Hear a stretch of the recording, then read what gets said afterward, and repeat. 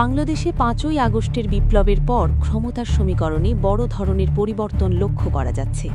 বিশেষ করে ইসলামপন্থী দলগুলোর ক্রমবর্ধমান জনপ্রিয়তা নিয়ে জনমনে এবং আন্তর্জাতিক মহলে নানা আলোচনা শুরু হয়েছে। পশ্চিমা নাকি বাংলাদেশে একটি ইসলামপন্থী সরকার মেনে নেবে, নাকি এর পেছনে লুকিয়ে আছে অন্য কোনো ভূ রাজনৈতিক চাল? প্রখ্যাত বিশ্লেষক পিনাকি ভট্টাচার্যের সাম্প্রতিক ভিডিওর তথ্যের ভিত্তিতে বিস্তারিত থাকছে। পিনাকি ভট্টাচার্য তার বিশ্লেষণে দেখিয়েছেন, বাংলাদেশে ইসলামপন্থী দলগুলোর জনপ্রিয়তা দেখে অনেকেই মনে করছেন পশ্চিমারা হয়তো এটি মেনে নেবে না। কিন্তু ইতিহাসের দিকে তাকালে দেখা যায়, নিজেদের স্বার্থ রক্ষায় পশ্চিমারা অনেক সময় ইসলামপন্থীদের সাথেও কৌশলগত বন্ধুত্ব করেছে। এই মুহূর্তে বাংলাদেশের অন্যতম বড় রাজনৈতিক দল বিএনপি একটি সুনির্দিষ্ট বয়ান বা ন্যারেটিভ নিয়ে কাজ করছে।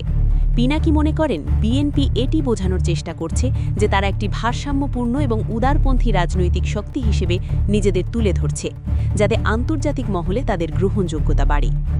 বাংলাদেশের অভ্যন্তরীণ রাজনীতিতে ভারত বা অন্যান্য ইসলামপন্থী দেশগুলোর প্রভাব নিয়েও আলোচনা হচ্ছে।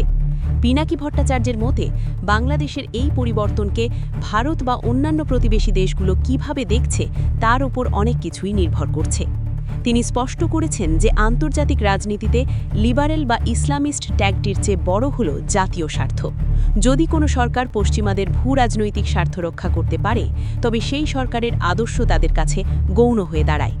পিনাকি ভট্টাচার্যের এই বিশ্লেষণ ইঙ্গিত দিচ্ছে যে বাংলাদেশের ভবিষ্যৎ রাজনীতি কেবল আদর্শের উপর নয়, বরং আন্তর্জাতিক সম্পর্কের দর কষাকষির উপর ভিত্তি করে নির্ধারিত হবে। বিএনপি বা ইসলামপন্থী যারাই ক্ষমতায় আসুক না কেন, তাদের জন্য সবচেয়ে বড় চ্যালেঞ্জ হবে বিশ্বশক্তির সাথে ভারসাম্য বজায় রাখা।